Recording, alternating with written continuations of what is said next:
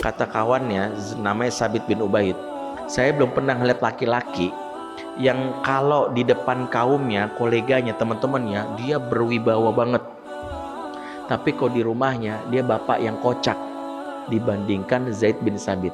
Jadi di antara para sahabat itu ada sahabat yang unik namanya Zaid bin Sabit. Tahu kan Zaid bin Sabit? Ahli Quran, ahli fikih mawaris, dalam bidang mawaris. Bayangkan dia yang mengumpulkan mushaf Utsmani, berarti kan bayangkan tugasnya berat. Tapi dia orang yang mampu menempatkan diri. Kalau di luar sama teman-teman yang koleganya, dia begitu berwibawa. Dia jelaskan hadis, tapi ke di rumah bapak yang lucu. Sebagian kita kebalik. Kalau sama teman-teman kita SMA, teman kuliah, teman kerja, kocak luar biasa. Wah, tapi ke di rumah sholat, baca Quran, awas ya, kebalik banget. Jamaah yang dimuliakan oleh Allah, untuk hasil yang maksimal dalam menyaksikan video ini dapat menggunakan headset, earphone, atau alat bantu dengar langsung lainnya. Sudah, mari kita saksikan. Bismillahirrahmanirrahim. Assalamualaikum warahmatullahi wabarakatuh.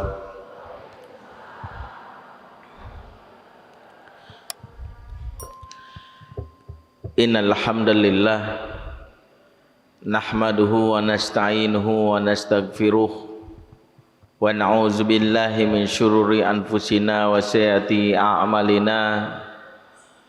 Man yahdihillahu fala mudhillalah wa may yudlil fala hadiyalah. Asyhadu an la ilaha illallah wahdahu la syarikalah wa asyhadu anna Muhammadan abduhu wa rasuluhu la nabiyya ba'dah. Allahumma shalli wa sallim wa barik ala sayyidina Muhammadin ibni Abdillah wa ala alihi wa ashabihi wa man tabi'ahum bi ihsanin ila yaumil qiyamah, amma ba'd. Fa ya ayyuhal ikhwah a'azakumullah jami'an. Bapak-bapak, ibu-ibu, teman-teman pemuda jamaah Masjid Asy-Syarif Al-Azhar BSD yang dimuliakan Allah Subhanahu wa taala, dan tak lupa tak pernah bosan saya ingin menyapa anak-anak kita yang juga hadir. Ada satu, mana lagi di belakang, Masya Allah ya, di mana anak-anak yang semangat dalam thalabul ilmi, dari kecil dibiasakan dalam majelis-majelis ilmu, meskipun gak ngerti apa yang diomongin ustadznya, insya Allah mereka terbiasa telinga mereka dengan sesuatu yang positif dari kecil. Inilah cara para salafus soleh mendidik anak-anaknya. Saya bukan seorang ulama, saya bukan seorang ustadz, tapi pengen anak supaya jadi ustadz. Caranya gimana? Dari kecil didudukkan di majelis ilmu, diajak bersama-sama mendengarkan kajian, sehingga telinganya nggak asing. Banyak kisah tentang hal ini. Yang populer adalah kisah Imam Ahmad bin Hambal. Ibunya membawa anaknya setiap pagi, di mana ayahnya sudah wafat. Ibunya memakaikan pakaian dengan pakaian yang layak untuk masuk masjid, dipakaikan gamis, bahkan imamah. Kemudian kalau ibunya berhalangan karena haid, ibunya hanya mendorongnya masuk, ibunya nungguin di luar. Dan kenangan yang dialami Imam Ahmad masa kecilnya dengan bertemu dan terbiasa dalam majelis-majelis ilmu itulah yang membuatnya tidak canggung, bahkan merasa haus akan nilai-nilai Islam dari kecil. Makanya Masya Allah nih, ini ada anak kita yang hadir. Di belakang juga saya lihat tadi ibunya membawanya, Masya Allah. Ya, mari kita doakan khususnya buat anak-anak kita, baik yang hadir maupun yang di rumah. Kita doakan mereka menjadi anak yang soleh dan solehah, menjadi pemimpin bagi orang-orang yang bertakwa. Rabbana hablana min azwajina wa zurriyatina qurrata a'yun waj'alna lil muttaqina imama. Amin ya rabbal alamin. Jamaah rahimakumullah. Hari ini kita pagi ini membahas tema sesuatu yang sejatinya yang lazim atau saat ini sering dialami oleh sebagian kita. Saya dalam beberapa waktu, beberapa bulan ini banyak menerima konsultasi-konsultasi lewat WA, lewat Instagram, lewat berbagai macam channel seperti YouTube. Salah satunya adalah bagaimana suara hati, khususnya dari anak-anak, khususnya juga dari para istri, khususnya juga mungkin dari sebagian suami, atas fenomena rumah tapi tak memiliki rasa nyaman, serumah tapi tak sejiwa. Inilah judul yang diangkat oleh panitia, bagaimana fenomena ini sekarang banyak terjadi. Orang berada di rumah bersama-sama, tinggal tidur berada dalam satu rumah yang sama, tapi tidak terkoneksi. Kenapa demikian? Karena ternyata salah satu tantangan di era digital ini yang mungkin harus kita antisipasi, bahwa kita tanpa sadar membawa pihak ketiga ke dalam rumah yang tanpa sadar merusak hubungan di antara kita. Pihak ketiga yang dimaksud bukanlah selingkuhan yang selama ini dikenal sebagai pil atau will atau pelakor, tapi pihak ketiga adalah hadirnya teknologi yang kita bawa ke dalam rumah lewat perangkat teknologi digital, namun tanpa sadar mengakibatkan sebagian kita sibuk setiap harinya tanpa merasa perlu untuk berinteraksi dan bercengkrama sesama anggota keluarga. Inilah salah satu yang wajib kita antisipasi. Mungkin udah pada ngerasa nih ibu-ibunya, ya Allah Ustadz, saya kalau udah di rumah tuh suami sibuk sama gadgetnya. Ya, saya tuh nasibnya udah kayak martabak Ustadz, dikacangin. Ya, kalau kacang mah gurih, dikacangin perih. Maksudnya gimana Bu? Ngomong kagak didengerin, cuman oh iya. Ya terserah dah. Enggak ada tuh pembicaraan, obrolan. Anak belum bayar sekolah ditanya, entar gampang. Lulus sekolah mau ditanya, habis ini mau ke pesantren apa kagak? Nanti aja dah. Ketika rumah jarang kita ngobrol dalam waktu yang lama, inilah serumah tapi tak sejiwa. Di mana rumah bak terminal. Yang pernah ke terminal pasti tahu ya. Pernah terminal kan ya? Datang nungguin bis. Ya, tiba-tiba ada orang teman lama.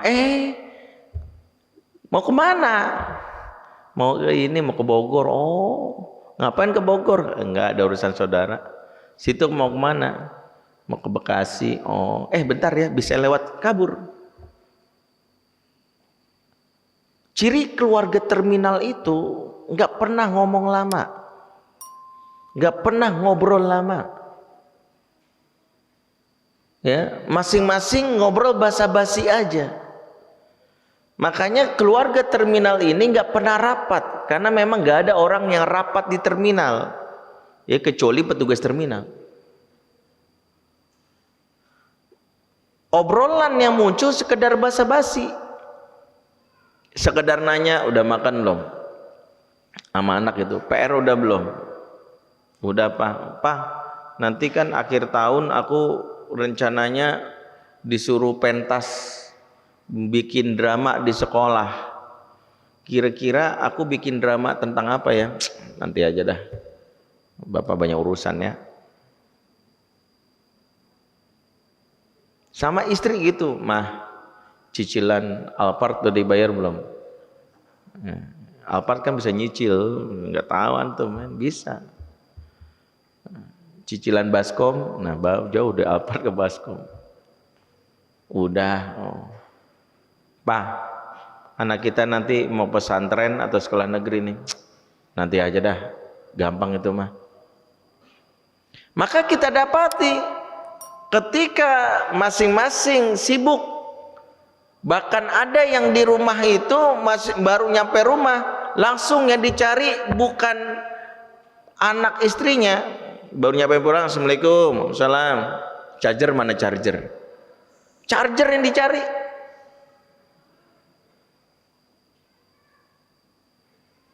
Ketika sudah on, masing-masing cari pojokan. Mulai itu ketawa sendiri, wah, anak di dalam kamar, bapak ada di ruang tengah, ibu di ruang tamu atau di ruangan yang lain. Mereka serumah, tapi nggak terkoneksi.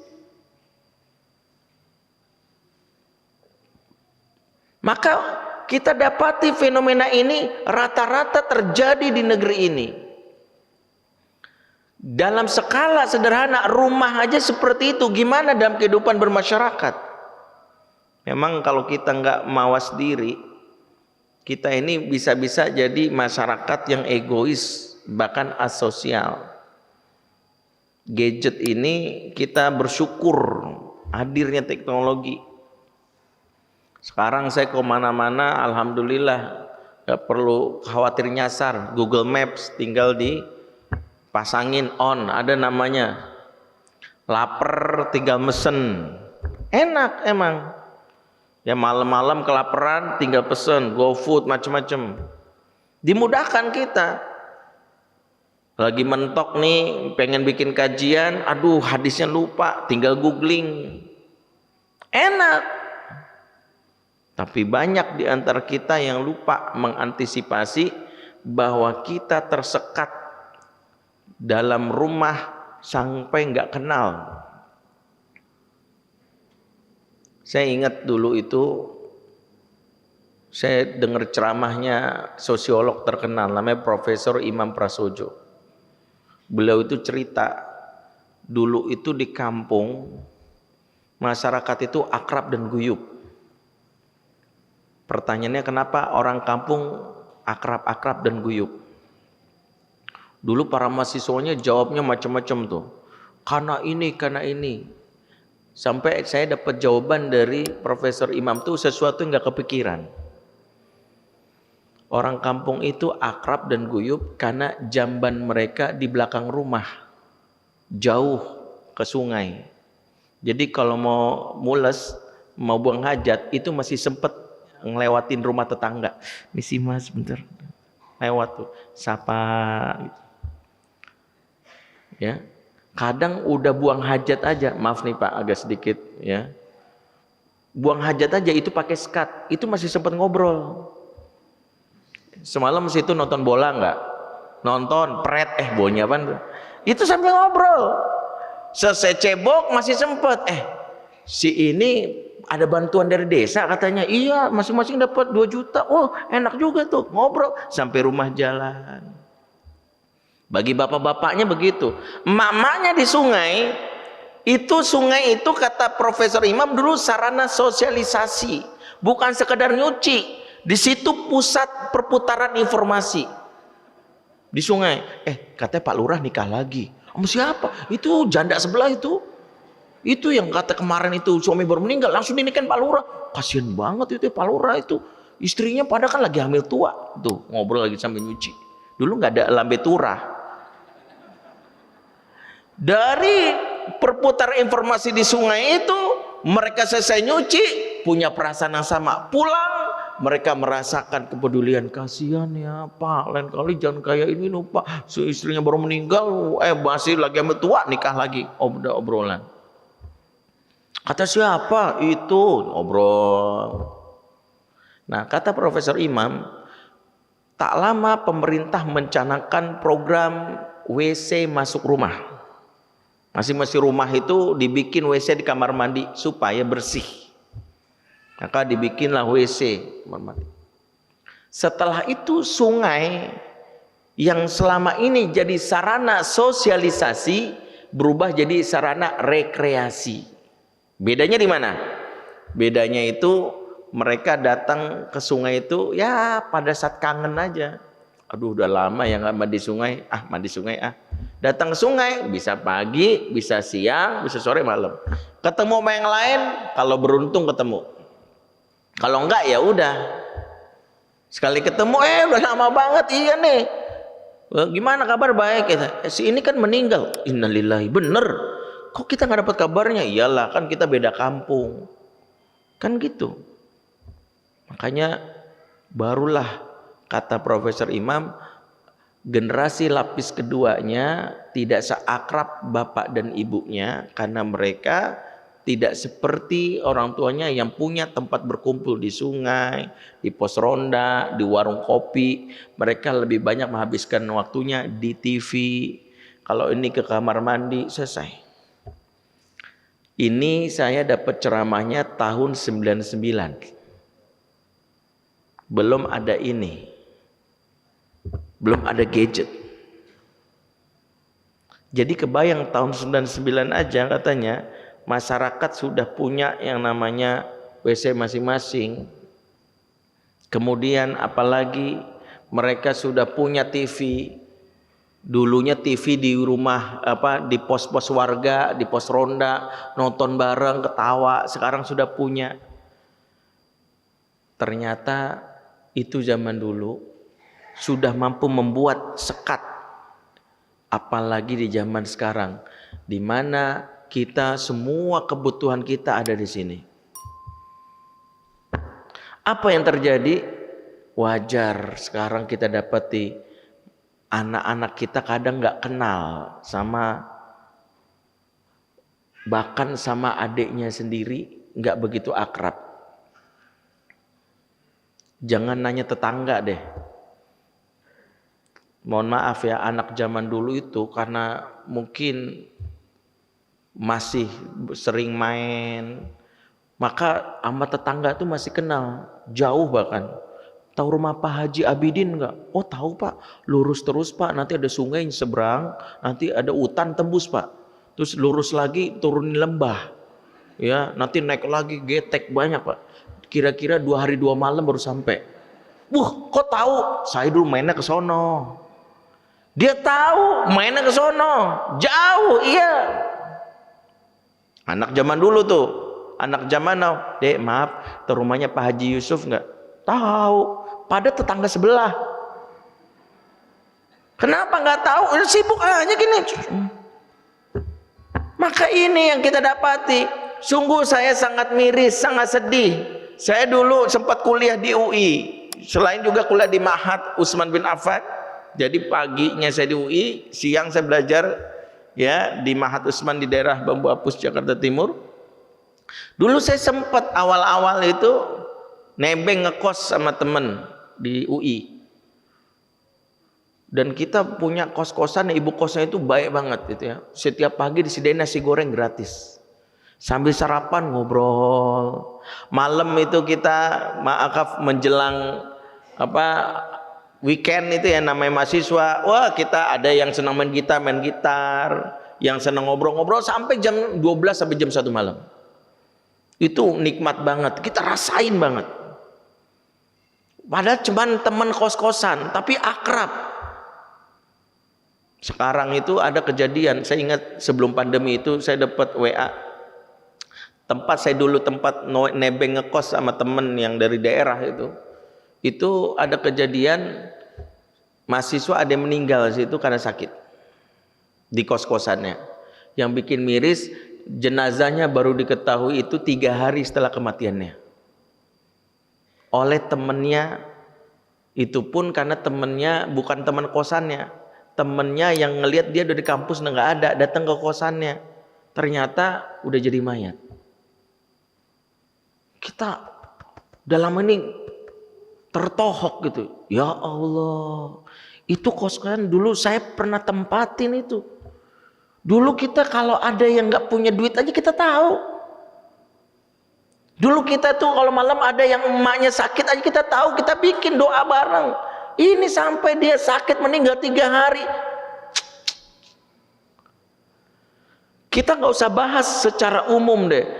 Fenomena di umum ini aja terjadi, apalagi di anak-anak, apalagi di keluarga. Bayangkan di keluarga yang saat ini kondisinya di mana serumah tak sejiwa, bapak nggak kenal anak, anak itu nggak akrab sama adik-adiknya. Komunikasi kadang via WA. Di rumah bayangkan, bapaknya nyapa anaknya di dalam kamar, nak, udah makan belum? Makan yuk. Anaknya jawab, udah pak, baru aja di download tuh, makan aja di download. Saking nih malesnya keluar. Saya pernah dapat tugas safari dakwah ke luar negeri, dan saya minta boleh nggak saya jangan nginap di hotel kalau di luar, saya pengen tidur di rumah di rumah asli gitu ya, jadi ngerasain kehidupan ya. Dan itu memang salah satu keinginan saya, enak gitu kalau keluar negeri itu ngerasa tinggal di rumah layaknya itu. Misalnya saya pernah di Jepang tuh tinggal di perkampungan desa, pagi-pagi kayak rumah Jepang itu ya, rumah yang geser, tidurnya di lantai, pagi-pagi suasana dingin pernah. Terus di Australia juga, di Eropa juga. Jadi saya ingat saya diminta tidur di sebuah keluarga gitu ya, diamanahkan. Nih ada ustadz dari Indonesia datang, diamanahkan lah tuan rumah ini. Saya nginep di rumah tuan rumah ini 3 hari. Sampai saya selama 3 hari itu saya merenung ya, perasaan 3 hari di sini saya nggak pernah ketemu sama anak sama istri dari ini saya. Ya saya polos aja nanya, keluarga mana pak? Ada ustadz. Oh, mana ya? Perasaan nggak pernah ngeliat. Oh iya ustadz, soalnya ustadz kan kalau pulang, ustadz malam subuh, ustadz ngisi kajian pulang. Sekarang mana? Di kamar masing-masing. Istri saya di kamar, anak saya. Oh, ntar saya panggilin deh. Saya dipanggil masih tidur ustadz, maaf. Terus saya bilang, ini hampir tiap hari gini nih. Senyum deh. Ya gimana lagi ustadz? Anak saya udah gede. Ya kalau udah di rumah, habis pulang sekolah, masuk kamar, udah sibuk sama gadgetnya. Oh, istri saya kebetulan kerja juga. Biasanya kalau udah capek ya udah, paling dia bilang aku udah siapin masakan ya, makanan ya, makan aja Gi. Ya pagi-pagi dia bangun gitu. Oh, pantas saya nggak pernah ngelihat dari 2 hari 3 hari gitu ya. Saya kebayang tuh bahwa ini dan inilah hal yang paling kita cemaskan. Ketika serumah tak sejiwa, maka hubungan ikatan hati itu renggang, bahkan merasa orang tua bukan lagi menjadi bagian penting, significant person dalam hidup seorang anak. Bagi seorang anak ini bahaya. Anak yang dari kecil merasa tumbuh tanpa merasakan kedekatan dengan orang tua, disitulah masuk pihak ketiga. Apalagi anak-anak sekarang dengan gadgetnya merasa orang tua nggak penting lagi. Sampai ada anak yang bilang fungsi ortu itu cuma 2. Pertama memberi nafkah, yang kedua memberi izin untuk menikah. 2 itu doang. Dan ini kenapa bisa? Karena tidak membiasakan untuk di rumah mengupayakan hadirnya kehidupan di dalam keluarga untuk meluangkan waktu minimal apa? Hadirnya kesempatan untuk ngobrol. Makanya saya selalu bilang, budayakan ngobrol. Beda ngobrol sama ceramah. Anak tuh paling males, duduk malah diceramahin. Ngobrol itu dari hati ke hati. Anak bisa ngomong, kita bisa ngomong. Karena ngobrol adalah kebutuhan manusia. Jadikanlah meja makan itu sebagai tempat untuk kita mengakrabkan diri. Cuma yang jadi masalah, banyak kita ngobrol atau duduk di meja makan tapi tetap tidak terkoneksi. Karena pertemuan di meja makan hanya untuk kebutuhan perut, bukan kebutuhan batin. Lapar nih, lapar, yuk makan bareng yuk. Bahkan ada yang dibawa ke restoran. Tapi kadang di restoran itu sendiri mereka tetap aja, ya saya pernah ya dapat pengalaman, dan ini jadi pelajaran ya. Saya sama istri sama anak sepakat kalau kita makan di resto atau di rumah meja makan, gadget wajib taruh di tempat kita. Nih aturan yang harus kita bikin, gadget taruh di tas. Makanya kita nggak sempat moto-moto, kecuali maaf kan ada resto yang menunya sekarang di scan, itu mau nggak mau tuh. Tapi setelah menunya dipilih, kita taruh lagi di handphone, ngobrol.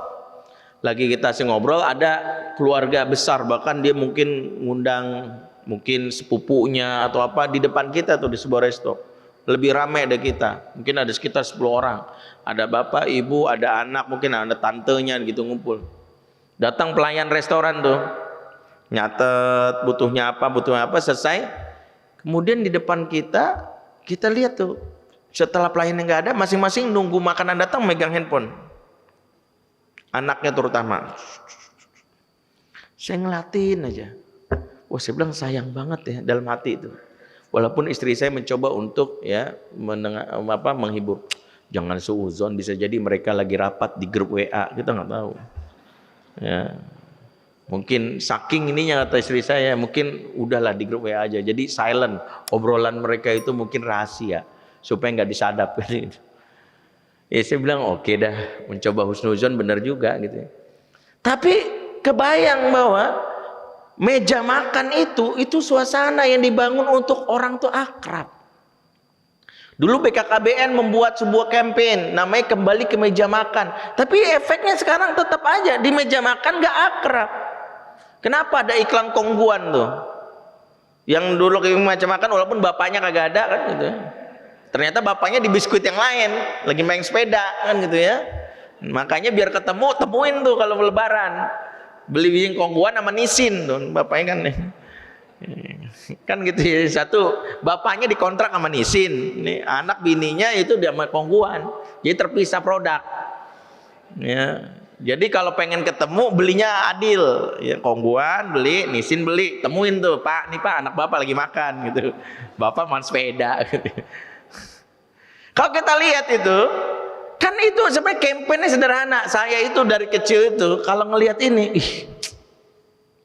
saya kebayang itu ya, keakraban di meja makan. Makanya makan itu sebenarnya, masya Allah ya, itu salah satu sunnah yang Rasulullah praktekkan untuk mengakrabkan, untuk menyambung ikatan hati. Makanya Rasulullah itu paling gak suka kalau ada yang makan itu sendiri-sendiri. Makanya itu kalau ada misalnya di sini bagi-bagi makanan walaupun nasi kotak, usahain tuh jangan di pojok sana, jangan. Sarana untuk makan itu sarana ngobrol, minimal kelompok-kelompok kecil. Rasulullah tuh pernah suatu riwayat dan diceritakan para sahabat itu dapat jamuan makan. Kemudian para sahabat ngambil makanan, duduk di pojokan sendiri-sendiri sibuk kayak makanan. Kata Rasulullah melihat ini nggak benar nih, kata Rasulullah. Kata Rasulullah, fajtami'u 'ala tu'amikum. Makan bareng-bareng sini, kata Rasulullah. Makan bareng-bareng. Wadhkuru ismallahi yubarak lakum fih. Sebut nama Allah, niscaya turun keberkahan kepada kalian. Ayo makan bareng-bareng, jangan di pojokan sendirian, nggak suka. Makan itu bareng-bareng, dan ketika makan bareng itu, kenapa? Karena dengan makan itu mau nggak mau kita ngobrol. Kita menanyakan kabarnya kita hari ini gimana nak? Dari sekolah gimana? Kamu selama online gimana? Ada perasaan merasa dihargai. Anak-anak merasa dirinya diajak oleh orang tuanya. Jadi dari meja makan itu sebenarnya adalah tempat untuk kita menjambung kembali ikatan hati yang renggang.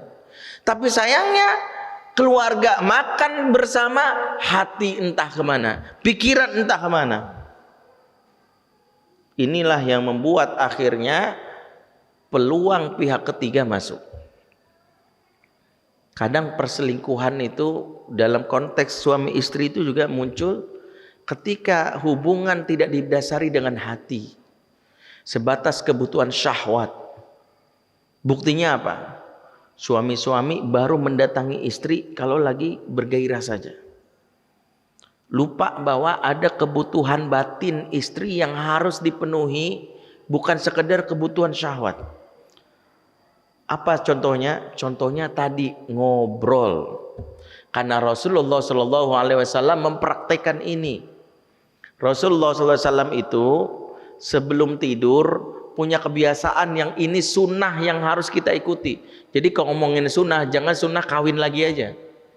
Sunnah yang dipraktekkan dan berkeluarga itu salah satunya sunnah ngobrol dengan pasangan.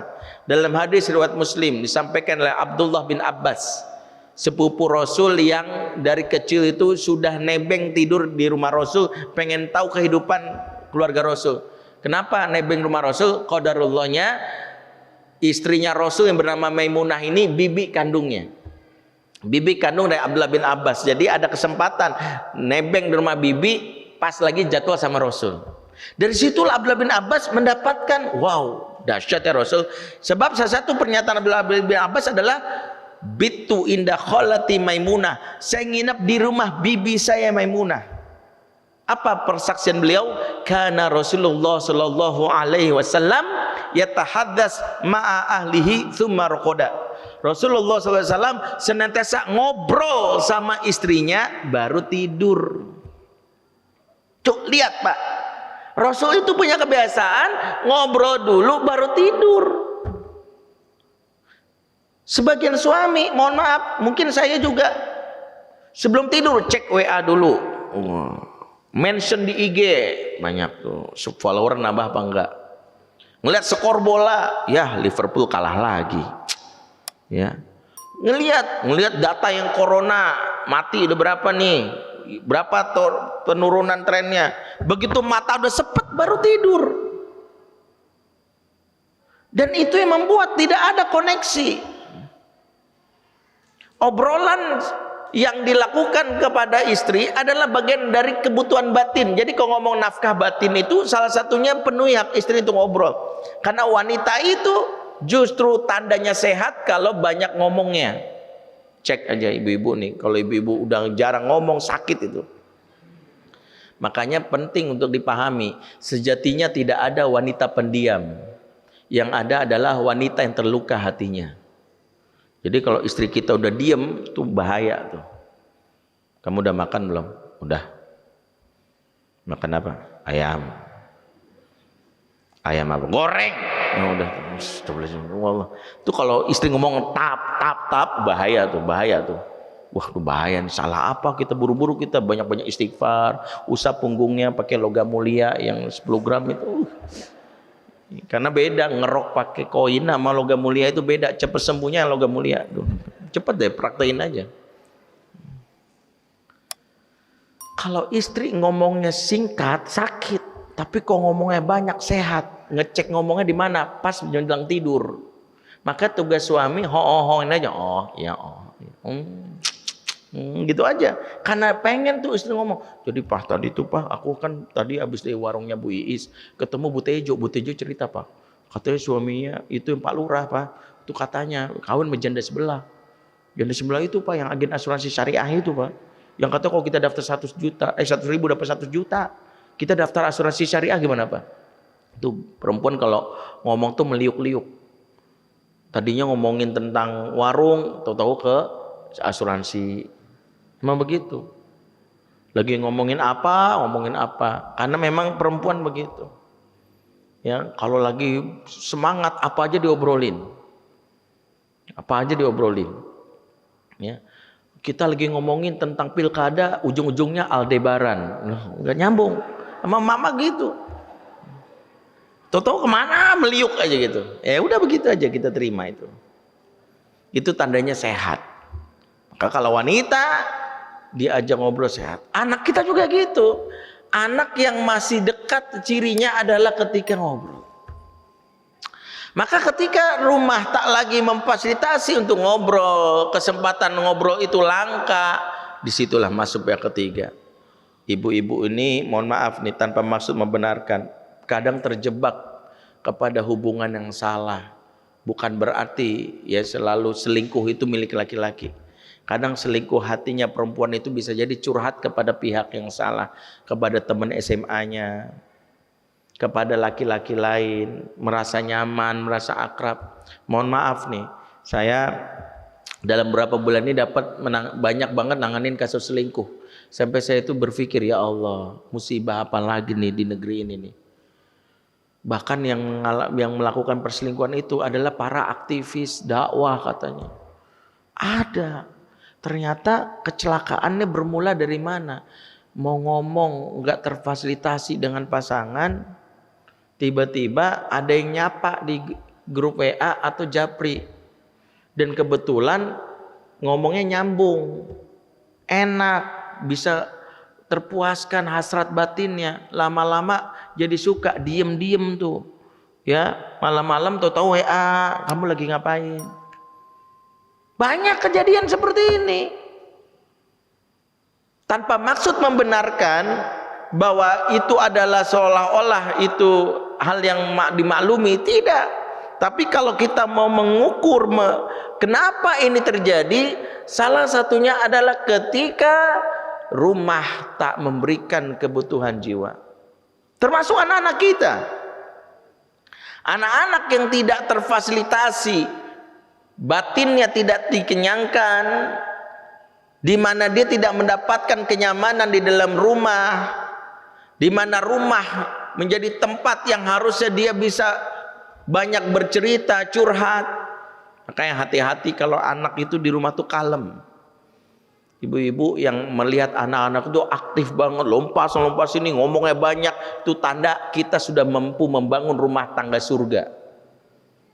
Surga itu membuat orang tuh nyaman mengekspresikan perasaannya. Makanya salah satu indikator rumah ini memberikan nyaman, orang bebas berekspresi dengan spontan, walaupun tentu harus dipahami adab-adabnya. Contoh ya, Ummul Mukminin Aisyah pernah cemburu gara-gara dapat kiriman makanan yang saat itu Rasul berada di rumahnya, lagi jadwal bersama dengan Aisyah. Kiriman makanan ini dari siapa? Dari Ummu Salamah, istri Rasulullah yang lain yang ingin memberikan makanan ke suaminya. Dalam hal ini sebenarnya wajar seorang istri memberi makan suami, cuman Aisyah nggak terima. Loh, ini rumah saya. Di rumah saya suami wajib makan masakan dari saya. Jadi nggak boleh ada kiriman luar. No delivery order. Ya, no go food ya. Nggak boleh ada di sini. Itu prinsipnya. Maka saat makan diterima dan lewat kurir, Rasul lagi rapat. Tiba-tiba dibawa ke Rasul sambil kesel dibating. Prang! Kalau kita melihat dalam kacamata, maaf ya, kacamata yang orang yang dengki sama Islam, maka bilang, ih Aisyah songong banget. Padahal bukan itu yang mau kita bahas. Ini menunjukkan saking dia mendapatkan seorang suami yang nyaman, suami yang memahami hak-haknya dia, dan tahu bahwa suaminya ini peka perasaannya, maka dia bebas mengekspresikan perang. Disitulah Rasul menyambutnya, gharrat ummukum, ibu kalian ini lagi cemburu. Ada koneksi, paham, karena salah satu indikator rumah yang terkoneksi sejiwa adalah memahami bahasa tubuh. Sebab banyak kita nggak ngerti bahasa tubuh. Istri di dapur, Pak, lagi pandemi ngajar anak online, membunyikan antara panci, piring, sendok sama garpu. Kita polos bilang, kamu mantan orkestra band ya, luar biasa. Padahal lagi kesel, pang pang pang pang pang pang. Kita bilang luar biasa, seni yang indah. Ini suami yang bego sebenarnya. Antara polos dan bego, nggak ngerti. Ini istri lagi ngasih kode-kodean. Kalau terkoneksi jiwa, pasti ngerti. Rasul itu paling bisa membaca bahasa tubuh istrinya. Sampai bilang gini, aku tuh tahu kamu kalau lagi marah sama lagi sayang. Lagi sayang sama aku atau lagi marah sama aku. Itu saking ngertinya Rasul. Kata Aisyah, tahu dari mana? Kalau kamu lagi marah, kamu sering bersumpah begini, wa Rabbi Ibrahim, demi Tuhannya Ibrahim. Tapi kalau kamu lagi sayang sama aku, kamu bersumpahnya wa Rabbi Muhammad, demi Tuhannya Muhammad. Tuhannya Ibrahim sama Tuhan Muhammad sama nggak? Sama, Allah juga. Tapi seorang wanita kalau lagi ada perasaan nggak nyaman sama suaminya, itu dia sampai nggak mau nyebut nama suaminya. Makanya dia bilang apa? Demi Tuhannya Ibrahim. Kan Allah juga maksudnya, dia bersumpah dengan nama Allah. Tapi kalau lagi sayang, demi Tuhannya Muhammad, berarti lagi sayang. Makanya Rasul tuh bisa baca itu. Makanya hati-hati kalau istri itu udah ngomong yang berbeda. Biasanya manggilnya ay beb gitu ya, ayam bebek ya bukan. Kok manggilnya sekarang ikan asin loh, beda. Kita harus baca. Saya aja tanpa harus masuk ke dalam keluarga, saya bisa tahu nih keluarga ini bermasalah dari apa. Dari cara dia memperkenalkan. Pernah ketemu salah satu jamaah lah. Assalamualaikum Ustaz. Oh, misalnya Ustaz di sini ya nih. Oh iya, terus saya nanya, dia kok diem aja. Ini siapa Bu? Oh ini bapaknya anak-anak. Bapaknya anak-anak. Coba deh, kalau kita dengar seorang istri memberikan bapaknya anak-anak, lagi masalah itu. Karena dia ingin memberitahu hubungan saya sama dia sebatas karena ada anak-anak. Makanya disebut bapaknya anak-anak. Kalau dia lagi benar-benar akrab, dia bilang, ini pacar saya Ustaz. Oh, teman saya hidup sesurganya saya. Ini suami saya. Wah, cintanya saya. Itu bapaknya anak-anak. Yang repot kalau dia nggak punya anak, ini anaknya mertua saya Ustaz. Lebih panjang lagi saya mikirnya. Oke. Saking nggak mau bilang suami, nyakitin kalau ngomong suami Ustaz. Saya merasa punya suami berasa janda banyak. Makanya nggak menyebut suami, anaknya mertua aja. Jadi kalau kita simpulkan, ketika rumah itu terkoneksi, serumah sejiwa, kita tuh bisa berekspresi nyaman. Makanya bersyukur Bu kalau anak-anak kita, maaf ya, kentut sembarangan, dut, tadi bau, itu tandanya masih nyaman. Suami istri aja itu kalau lagi akrab, itu tandanya bisa berbalas kentut. Itu tanda akrab Bu. Karena kalau tanda udah masing-masing punya barrier, nggak ada hubungan, ditahan-tahan tuh. Apalagi kalau suaminya galak, lu kentut talak 1, ditahan-tahan tuh sama istri. Keceplosan 3 kali, ya talak 3, kan langsung. Kalau kita simpulkan, mengapa ini menjadi PR? Sehingga kondisi saat ini sangat miris. Saya tuh kadang nggak habis pikir ya. Saya itu dapat data dari Koalisi Nasional Ketahanan Keluarga Indonesia tentang angka perceraian di Indonesia. Yang bikin kita miris itu tahun 2020 itu kan tahun pandemi. Awalnya bulan Maret, bahkan dari Februari sudah ada kasus walaupun belum terdata itu. Itu orang kan disuruh di lockdown itu dari bulan Maret lah di rumah. Logikanya kalau orang di rumah, bapak yang selama ini sibuk banget di rumah, ibu yang katakanlah bekerja sekarang di rumah, harusnya makin ini dong, makin deket kan, makin akrab harusnya. Tapi miris, justru angka perceraian meningkat di tahun 2020. Data yang saya terima tahun 2020 itu yang bercerai 479.500 sekian. 479.000 sekian. Tahun 2000 sebelumnya itu yang bercerai 413, 2019. Tahun sebelumnya, bahkan 10 tahun sebelum itu, tahun 2010 itu yang bercerai 250.000. Yang bikin kita nyesek, justru di tahun dimana kita suruh di rumah aja, kenapa justru banyak yang cerai? Karena barulah sadar, bersamamu aku tak nyaman, tersiksa. Kalau bisa jangan sering-sering di rumah dah. Mendingan kamu lembur apa kek. Ada anak yang baru merasa, ya Allah ada bapak kok makin gak enak ya. Harusnya kan anak merasa bahagia, ada papa, alhamdulillah papa sering di rumah harusnya. Tapi anak, ya ada bapak, ngeliat mama, ya nenek lampir, kayak gitu. Ngeliat emaknya aja dianggap nenek lampir, astagfirullahaladzim, sampai begitu. Sampai anak tuh doanya gitu, ya Allah angkatlah wabah corona ini ya Allah. Bukan takut coronanya ya Allah, takut sama mama ya Allah. Kalau corona bikin batuk, pilek, kalau mama bikin stres, pusing, sakit kepala, muntah, mual gitu. Sampai mama tuh dianggap sejenis corona mutasi baru gitu. Kenapa begitu? Karena kita lupa. Jangan-jangan kita ini di rumah nggak bisa membangun koneksi. Jangan-jangan di rumah kita jadi pelatih aja, sholat. Baca Quran. Sekarang jamnya Zoom. Susah banget dibilangin. Ayo cepet. Anak-anak tuh ya Allah, sering di rumah tapi kok nyakitin. Kita ngumpul bareng tapi kok nggak akrab. Makanya anak-anak tuh paling susah diajak untuk stay at home. Karena ada kebutuhan dasar yang mereka nggak dapat waktu di rumah. Apa itu? Selagi di rumah aja bersama bapak ibu nggak bisa ketawa. Jangan sepelekan ketawa itu bagi sebagian anak itu kebutuhan pokok. Kenapa anak-anak muda itu udah dikasih tahu, udah di rumah aja. Kemarin tuh waktu masa lockdown ya. Kalau sekarang kan udah sedikit bebas. Di rumah aja, ada yang nongkrong sampai ke kafe malam-malam. Udah di rumah aja. Padahal kita cek nih perasaan rumahnya nggak kecil-kecil amat, rumahnya orang kaya juga. Di rumahnya ada kopi. Tapi kenapa sih? Ternyata jawabannya adalah soalnya nggak bisa ketawa kalau di rumah. Ternyata bagi anak muda ketawa itu kebutuhan pokok.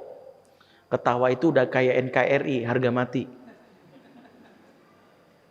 Kalau nggak gue dapat di rumah, gue cari di luar. Makanya kenapa anak bisa berlama-lama di handphone itu hanya sekedar ngecek YouTube. Karena nggak bisa ketawa. Sebab banyak kita ini lupa, khususnya para bapak nih ya. Kalau di rumah udah jangan serius-serius amat. Rumah itu bangunlah suasana yang bisa ketawa. Itu membuat anak tuh kangen. Asik banget bisa di rumah bisa ketawa. Karena ketawa itu kebutuhan pokok manusia. Manusia itu seneng kalau bisa ketawa di rumah sendiri. Ketika di rumah nggak bisa senyum, nggak bisa ketawa, pergi dia. Makanya Al-Quran ketika menggambarkan tentang suasana surga itu, dan ini kalau kita hubungkan dengan prinsip baiti jannati, harusnya seperti itu. Apa kata Allah? Wujuhu yawma idzim musfirah, dahikatum mustabsyirah. Wajah mereka di hari itu berseri-seri, ketawa bergembira ria. Itu gambaran penduduk surga. Ketawa. Allah menceritakan ini loh penduduk surga tuh kayak gini. Pertanyaannya, kita kan selalu ngomong baiti jannati, rumahku surgaku. Pertanyaannya, bisa nggak ketawa tuh? Kalau di rumah nggak ada ketawa, rumah surga jadi rumah neraka, baiti nari. Maka disitulah anak-anak nggak betah, walaupun fasilitas mewah. Maka kenapa kalau udah di rumah nih, kita harus tahu ada obrolan-obrolan yang memang membuat keluarga itu gembira. Anak saya itu senang banget K-pop, Ustadz. Gimana caranya? Saya udah ceramain berkali-kali. Ibu pendekatannya ceramah sih. Ya anak bete lah. Baru salah sedikit enak ya. Allah berfirman dalam Al-Quran, A'udzubillahi minasyaitonirrajim. Tuh kan? Gue diruqyah mulu tiap hari. Dia ngerasa mamanya ngeruqyah mulu. Kenapa? Bukan Quran yang salah. Karena bukan ini metodenya Rasul. Pengen anak gak kagum sama K-pop, pengen anak gak main gadget, hibur, bikin ketawa. Ayo, kalau dia goyang TikTok di sosial media itu haram karena membuat. Tapi ibu-ibu kalau TikTok bareng sama anak sama suami boleh bu. Ibu-ibu itu gak usah khawatir kalau TikTok bareng sama suami sama anak silahkan, tapi gak dipublish. Maksudnya goyang aja. Anak-anak itu ketika bisa goyang bareng sama ibunya, bapaknya, dia gak perlu TikTok. Bapaknya juga gitu. Jangan bapaknya itu kalau di rumah tuh serius banget. Duduk di meja makan, pertanyaannya, nah menurut kamu inflasi ekonomi berapa persen di negeri ini? Tuh anak semikir, ya Allah Pak. Perasaan Ibu Sri Mulyani nggak bisa jawab pertanyaan ini, kenapa gue yang jawab? Anak 3 SD. Tuh anak gimana nggak stres? Sampai mikir ngeliat bapaknya, jangan-jangan gue tinggal di Korea Utara ya. Nih papa jangan-jangan Kim Jong Un lagi nyamar nih. Karena nggak bisa ketawa. Makanya praktekkanlah salah satu kebiasaan sahabat. Sahabat itu kalau di luar itu dia berwibawa. Tapi kalau di rumahnya dia bikin suasana rumah tuh kocak. Itu yang membuat hati itu merasa ya Allah kangen, pengen pulang. Walaupun kemana-mana kangen gitu. Ini tugas kita. Makanya kalau ngobrol meja makan tuh jangan serius-serius, kita bang gini. Yang sederhana dulu papa tuh, tapi jangan bilang bapak tuh pernah dulu waktu sebelum ketemu mama kamu pernah naksir perempuan nak. Cerita yang kayak gini aja itu membuat anak, wah bener pak, dengerin dia. Jadi gini, salah satu keterampilan dasar seorang bapak itu berkisah. Tapi kalau bapak berkisah, mohon maaf ya, kalau siroh itu anak kita lebih banyak tahu karena sering ikut kajiannya para ustadz siroh, Ustadz Budi Asari, Ustadz Faris Beki, udah lebih tahu dari kita lah. Kalau kita kisah tentang sahabat, tentang ini, wah udah pada tahu mereka ikut kajiannya Ustadz Felix tentang Turkismani. Tapi ada satu kisah yang semua ustadz nggak bisa ceritain kecuali bapaknya. Ini pentingnya seorang bapak. Apa itu? Kisah masa kecil bapak.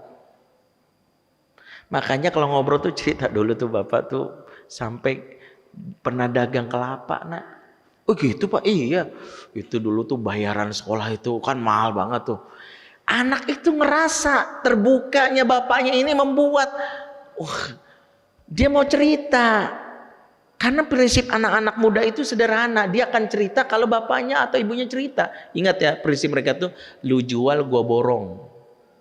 Lu cerita masalah, lu gue cerita lebih banyak lagi. Ini kalau kita nih, kalau pengen anak cerita tuh jangan dikorek-korek. Cerita sama mama. Mama ini selama ini melahirkan kamu tau gak? Tahu banget tentang masalah kamu, cerita. Mama gak akan marah. Baru mulai cerita, diomelin tuh kan, diomelin lagi. Gak mau pak, cerita aja. Maka ini kalau kita simpulkan, kenapa bikinlah suasana menyenangkan. Itulah kenapa seperti Zaid bin Sabit, ya kata kawannya, ma ra'aitu ahadan ajalla idza jalasa ma'al qaumi wala afqaha fi baitihi min Zaid bin Sabit. Kata kawannya namanya Sabit bin Ubaid, saya belum pernah ngeliat laki-laki yang kalau di depan kaumnya, koleganya, teman-temannya dia berwibawa banget. Tapi kalau di rumahnya dia bapak yang kocak dibandingkan Zaid bin Sabit. Jadi di antara para sahabat itu ada sahabat yang unik namanya Zaid bin Sabit. Tahu kan Zaid bin Sabit? Ahli Quran, ahli fikih mawaris, dalam bidang mawaris. Bayangkan dia yang mengumpulkan mushaf Utsmani. Berarti kan bayangkan tugasnya berat. Tapi dia orang yang mampu menempatkan diri. Kalau di luar sama teman-teman yang koleganya, dia begitu berwibawa. Dia jelaskan hadis, tapi ke di rumah bapak yang lucu. Sebagian kita kebalik. Kalau sama teman-teman kita, SMA, teman kuliah, teman kerja, kocak luar biasa. Wah, tapi ke di rumah, sholat. Baca Quran, awas ya. Kebalik banget. Harusnya di rumah itu bikin suasana menyenangkan. Maka inilah mengapa jangan sampai keluarga kita perlahan-lahan karam. Salah satunya, yuk karena waktu kita terbatas, kita mulai dengan bagaimana memulai kebiasaan. Jadikan momen saat di meja makan, saat di ruang tamu kita sepakati. Sekarang sesinya ngobrol ya nak. Yuk handphonenya ditaruh dulu. Ini waktu yang tepat untuk kita mungkin ngobrol. Bapaknya mulai cerita dulu. Dulu papa pertama kali puasa itu, kata nenek ya, waktu umur 5 tahun itu, papa pernah loh melakukan ini gitu. Jadi anak merasa nyaman. Baik ya, saya pikir itu saja, waktu sudah kurang lebih 1 jam kita bahas. Mudah-mudahan kita berdoa sama Allah agar jangan sampai rumah kita menjadi rumah yang justru tidak punya ikatan. Justru kita berdoa semakin akrab di rumah, semakin dekat, dan kita akan menjadi keluarga yang bukan hanya berkumpul di dunia tapi juga berkumpul di surga. Itu saja, mudah-mudahan bermanfaat. Saya serahkan kepada MC, mungkin jika ada diskusi kita jawab. Baik, sangat menarik sekali kajian guru kita Ustaz Bendri Jaisur Rahman. Mungkin kalau dibahas-bahas masih panjang lagi pembahasannya, itu masih dalam sekitar keluarga, bagaimana suami istri dan lain sebagainya, anak. Apalagi beliau adalah pakar tentang pendidikan anak itu bagaimana. Namun mengingat waktu kita juga sangat terbatas, mungkin sambil kita infak, silahkan berinfak. Mungkin ada satu penanya, silahkan. Sambil infak, silahkan tim infak. Ada yang mau bertanya? Satu orang? Mungkin ibu-ibu satu orang mewakili? Ya, singkat ya.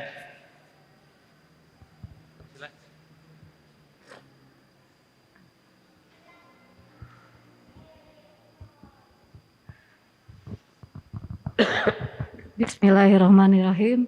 Assalamualaikum warahmatullahi wabarakatuh. Waalaikumsalam. Ya Ustadz, setelah mendengarkan tadi apa yang disampaikan Ustadz, Masya Allah, ini sangat apa ya? Mungkin semua yang ibu-ibu mungkin rasakan kali ya, ada ya kali ya. Terutama saya juga nih. Yang saya ingin tanyakan, bagaimana cara kita sebagai istri menegur suami yang mungkin gadgetholic gitu. Tapi cara menegur yang baik. Karena saya sendiri termasuk salah satu istri yang gak gadgetholic Ustadz. Saya gak suka tuh sebenarnya ngelihat suami di rumah lebih sering megang HP gitu. Tapi cara nyampeinnya bagaimana gitu. Takutnya nanti kalau kita sampein takut salah gitu kan. Terus pertanyaan yang kedua Ustadz, apakah anak yang mungkin bisa terbilang bukan nakal ya, kepo, terus gak bisa diem, gak bisa dibilangin, ya apakah itu salah satu dia sudah merasa nyaman di rumah gitu. Dan bagaimana cara kita mungkin buat lebih membuat anak itu lebih apa ya, mungkin gak agak jahil, gak agak iseng gitu. Karena saya sendiri punya anak yang iseng kan, sering iseng sama orang tuanya, sama adiknya. Apakah itu termasuk anak yang sudah nyaman di rumah? Nah itu aja sih Ustadz, terima kasih. Baik. Jazakillah khair. Kenapa suami gadget lebih tertarik kepada gadget dibandingkan istri? Secara psikologis, walaupun bukan pembenaran, laki-laki itu makhluk visual. Maka ketika ada tampilan yang menarik yang dia lihat di gadget, cenderung matanya fokus dan mungkin dia sulit untuk beralih ke yang lain. Itulah mengapa sunnahnya, dan ini sunnah yang kadang-kadang disepelekan kebanyakan muslimah, para ibu-ibu itu berhias saat di rumah. Sebab banyak yang selama ini salah kaprah, mau dandan kalau kondangan. Giliran di rumah pakai daster bolong 3. Sama koyo ditempel di kanan kiri, sama parfumnya minyak caplang.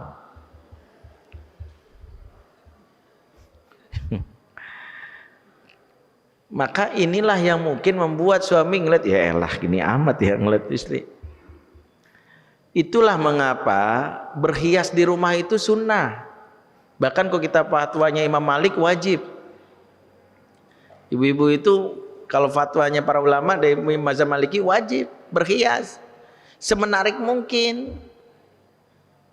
Selama ini kan kita pas mau kondangan baru pakaian yang bagus, baru kita pakai lipstik. Ini di rumah kagak. Nah ini juga perhatian ya, itu yang pertama. Jadi kenapa tampilan kita menarik, sampai dia bilang, kok kamu beda sih? Biar kamu sering lihat aku aja. Kan laki-laki itu makhluk visual, itu penting.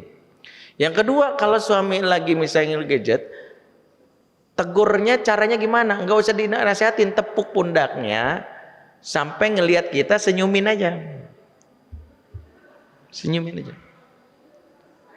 Kenapa sih gitu? Enggak, mau senyum aja.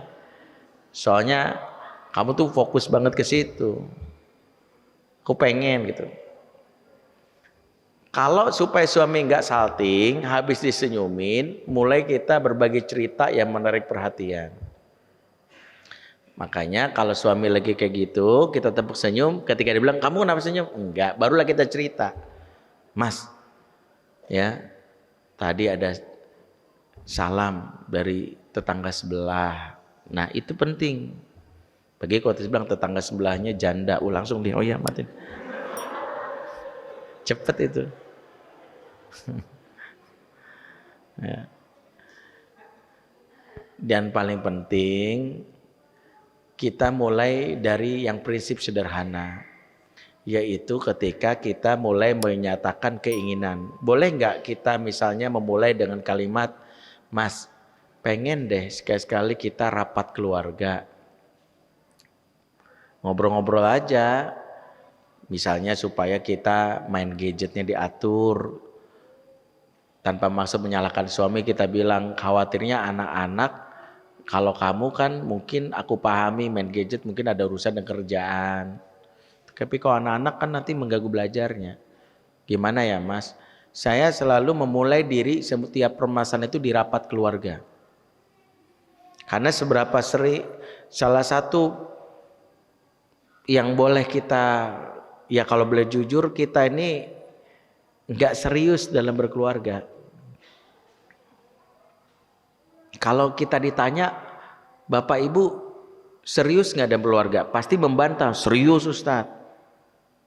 Pasti semua kita serius lah Ustadz. Pertanyaannya apa buktinya kita serius? Saya kasih ilustrasinya gini. Saya misalnya bikin perusahaan bisnis. Saya nanam modal 100 miliar. Setiap hari saya lakukan rapat koordinasi. Saya panggilin manajer. Kemudian saya bilang nanti hari Rabu rapat lagi ya. Hari Kamis rapat lagi ya. Semua rapat. Sampai ada yang protes. Bos rapat mulu. Gue serius ya. Ini gue nanam duit 100 miliar. Nggak mau rugi. Itu bisnis. Pengurus DKM masjid ini misalnya. Dapat target amanah. Jamaah masjid harus sekian. Minimal di luar pandemi misalnya jamaah di masa pandemi sekian orang. Kemudian target pendapatan zakat infak sodakonya misalnya 10M per tahun misal. Makanya ketua DKM-nya akan bilang, bapak-bapak pengurus, kita setiap malam Jumat ada rapat ya, kalau nggak bisa via Zoom. Rapat mulu? Iya, saya serius. Bikin bisnis kita serius, buktinya rapat. Bikin dapat amal DKM kita serius, buktinya rapat. Pertanyaannya, yang ngaku selama ini serius dalam berkeluarga, pernah rapat nggak? Kita ini mohon maaf ya Pak, kita baru rapat keluarga nanti menjelang anak nikahan, menentukan mau sewa gedung JCC atau Balik Kartini. Mau nanti cateringnya mau restoran sederhana atau Simpang Raya. Itu rapat kita tuh menjelang anak nikah. Pagar ayunya siapa, pagar bagusnya, itu rapat seumur hidup keluarga. Pas nikahan doang. Pernah nggak kita setiap pekan rapat, misalnya kita mau Ramadan nih 10 hari lagi nih, targetnya apa ya? Kalau papa nih alhamdulillah targetnya mau khatam 3 kali. Target tulis ya, papa mau habisin buku siroh nih, siroh nabawiyah nih. Pokoknya selesai sama Ramadan kan tebal banget. Terus papa mau nambah hafalan. Sama mudah-mudahan bisa itikaf 5 hari full di masjid. Tuh target tuh, ngobrol. Kalau kamu gimana nak? Aku sih hafalannya nambah. Enak, itu rapat namanya. Nah coba, habis ini praktekin. Begitu juga masalah gadget. Gak mungkin lah kita ngomongin gadget setiap hari ceramain mulu Pak. Ikutin kajian Ustadz Bendri makanya. Ya, di share linknya nggak bakal ditonton. Mulai dari rapat. Kita mulai koyok sederhana. Bikin sebulan sekali boleh. Kalau bagus sepekan sekali. Ya. Jadi menegur suami bisa dengan cara itu, tapi habis itu kita bilang boleh nggak kita ngumpul sekali sepekan, ngobrol apa aja, rapatnya nggak usah serius-serius sama, tapi ada bahan obrolannya. Kalau anak jahil ada 2 kemungkinan. Satu, bisa jadi memang dia itu nyaman dan kreatif, biasanya anak-anak itu kreatif. Yang kedua, bisa jadi dia istilah anak muda zaman now gabut. Gabut itu karena bosan. Sehingga kalau ada anak jahil, periksa. Jangan-jangan mereka ini bosan karena kita nggak memberikan kebutuhan mereka. Entah itu main, entah itu ngobrol, entah yang lainnya. Sebab bosan itu membuat seseorang itu mencari pelampiasannya. Itulah mengapa kebiasaan jahil ini harus kita lihat dari sisi antisipasinya. Satu, selain penuhi kebutuhan anak akan hiburan yang menjadi fitrahnya seorang anak. Yang kedua adalah biasakan setiap anak memiliki aktivitas harian, daily rundown. Dalam surat Al-Hasyr 18 Allah berfirman, ya ayyuhalladzina amanu taqullaha wa tanzur nafsum ma qaddamat lighad. Hai orang-orang beriman, bertakwalah kepada Allah dan hendaklah setiap diri memperhatikan besok kalian mau ngapain. Itu kata Allah. Jadi Allah mengingatkan setiap kita ini sebelum tidur itu ditanya, kalian besok mau ngapain? Anak-anak yang iseng itu biasanya karena nggak bisa menjawab pertanyaan ini, maka waspadalah. Kalau ada anak yang setiap ditanya, nak besok agenda kamu apa? Tahu, kan aku libur. Maka anak yang nggak bisa jawab besok mau ngapain, kemungkinannya 5. 1, tidur lagi. 2, nonton TV. 3, main gadget. 4, makan yang banyak. 5, ngisengin orang. Makanya kalau ada budaya prank, itu sebenarnya menunjukkan anak-anak yang nggak ada kerjaan, nggak ada agenda, jadinya iseng. Maka kita wajib membuat daily rundown. Kalau bisa dari umur 10 tahun sudah dibikin, dan wajib kalau mereka sudah remaja. Ya. Mudah-mudahan bermanfaat. Taib Ustaz, doa. Baik Bapak Ibu semua, alhamdulillah kita sudah sampai di sesi akhir. Masya Allah, meskipun pandemi tapi jamaah kita ya Masya Allah ya tetaplah konsisten jumlah segini. Dan tentunya di kajian-kajian berikutnya bisa lebih banyak lagi. Tentu tanpa maksud meremehkan corona, tapi insya Allah ya dengan kita menjaga prokes, protokol kesehatan, kita membersihkan tangan, tapi kita berserah diri meminta kepada Allah. Karena ingat, urusan kesehatan dalam diri manusia itu bukan sekedar kesehatan lahir, kesehatan batin. Nah, kesehatan batin itu suntikannya lewat pengajian. Maka sangat miris ada orang menjaga kesehatan lahirnya tapi nggak mau ngaji, akhirnya batinnya tersiksa, ujung-ujungnya stres, sakit lagi. Jadinya bukan berarti kita meremehkan virus COVID ini, enggak. Tapi kita memahami bahwa tubuh kita butuh sehat, jiwa kita butuh sehat. Sehatnya jiwa mau nggak mau lewat apa? Lewat pengajian. Jadi jangan menjaga protokol kesehatan sekedar cuci tangan sebagai, tapi ibadahnya malas, pengajian malas, jiwanya sakit. Inilah yang kita tidak inginkan. Semoga Allah melindungi kita dari segala macam mara bahaya dan penyakit. Auzubillahi minasyaitonirrajim. Bismillahirrahmanirrahim. Alhamdulillahirabbil alamin. Hamdan syakirin, hamdan na'imin, hamdan yafi ni'amah wa yakafi mazidah. Ya Rabbana lakal hamdu kamian bagi di jalal wajhikal karim wa azim sultanik. Allahumma shalli ala sayyidina Muhammad wa ala sayyidina Muhammad. Allahumma anta rabbuna la ilaha illa anta khalaqtana wa nahnu abiduk wa nahnu ala ahdik wa wa'dika mastata'na. Na'udzubika min syarri ma sana'na. Nabulaka bi ni'matika alaina wa nabu bi dhunubina faghfir lana fa innahu la yaghfiru dhunuba illa anta. Allahumma inna la dzikrika wa syukrika wa husni ibadatik. Ya Allah, ya Rahman, ya Rahim, ya Malik, ya Kudus, ya Salam. Hari ini, pagi ini kami bermunajat, berzikir, mengikuti majlis ta'lim semata-mata kami ingin jiwa kami sehat ya Allah. Kami ingin jiwa kami terhubung kepadamu yang menjadi sumber kekuatan bagi kami. Karena kami tahu kami lemah tak berdaya. Kami tidak bisa mengandalkan diri kami sebatas kemampuan kami. Karena Engkaulah yang menguatkan dan menyehatkan kami. Ya Rabbana, angkatlah wabah corona ini, usirlah jauh-jauh. Agar negeri ini kembali sehat lahir dan batin. Agar negeri ini masyarakatnya merasakan betapa damainya tinggal di negeri ini tanpa ada khawatir ada kedanya wabah.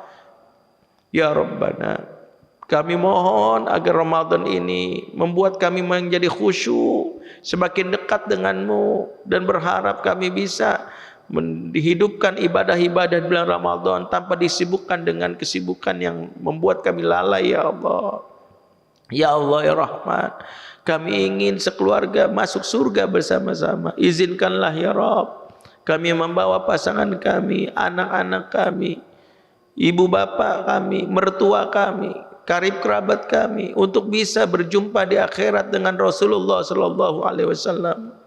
Ya Rabbana, kami memohon agar kami diberikan kesehatan lahir dan batin, umur yang panjang dalam ketaatan kepadamu, dan izinkan kami sekiranya ajal datang menjemput, wafatkan kami dalam keadaan husnul khotimah. Mampukanlah lisan ini ya Rabb mengucapkan kalimat la ilaha illallah, kalimat yang menjadi prinsip dalam hidup dan mati kami, yang akan kami bawa menghadapmu ya Rabb. Dan kami berlindung kepadamu dari kematian yang hina. Jangan kau wafatkan kami saat kami sedang berbuat dosa. Jangan kau wafatkan kami saat kami melakukan kemaksiatan. Jangan kau wafatkan kami saat kami melakukan pengkhianatan. Berikan kami kesempatan bertobat sebelum ajal datang menjemput. Izinkan kami untuk langsung masuk ke dalam surgamu tanpa harus transit di neraka yang mengerikan ya Rabb. Rabbana atina min ladunka rahmah wa hayyi lana min amrina rasyada. Rabbana hab lana min azwajina wa dzurriyyatina qurrata a'yun waj'alna lil muttaqina imama. Rabbana fil lana wa liwalidina warhamhum kama rabbawna shighara. Rabbana atina fid dunya hasanah wa fil akhirati hasanah wa qina adzabannar. Subhana rabbika rabbil izzati amma yasifun wa salamun alal mursalin. Alhamdulillahirabbil alamin. Afa minkum subhanakallahumma wa bihamdik asyhadu an la ilaha illa anta astaghfiruka wa atubu ilaik. Assalamualaikum warahmatullahi wabarakatuh.